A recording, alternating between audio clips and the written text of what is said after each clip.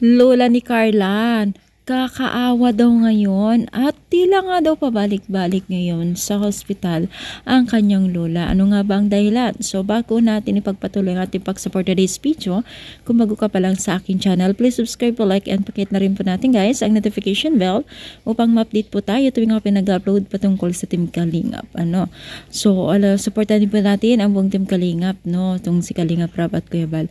Alam nyo ba guys na marami pong nababahala na po sa kanyang lola, itong lola ni Erica, dahil nga po tila nga daw pabalik-balik na po sa ospital ang kanyang lola na nag-iisang lola ni Erica na nagmamahal talaga kay Erica, So nakakalungkot nga lang, kasi itong lola ni Erica mahal na mahal niya itong si Ekang, di ba?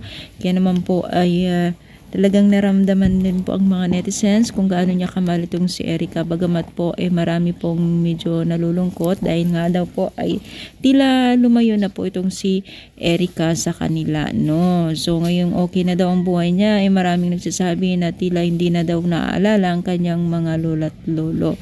At ang pagkakilala nila ay mahal na mahal ni Erica ang dalawang matandang sila, kanyang lola at lolo, Bagamat po ay nakikitaan din daw nila na tila hindi na daw ngayon at interesado itong si Erica sa kanyang lola at lolo. Bagamat lalo't pa man daw po ay may nararamdaman na po itong kanyang lola, So yun nga lang, hindi naman natin nakikita yung tunay na dahilan at nangyari, So sana tignan muna natin, pero marami talagang nagsasabi na tila hindi na naaalala ang kanyang lola at lolo, So, ano masasabi niyo? I-comment down dito sa baba at palike po ang ating video. Thank you so much. More power and God bless po.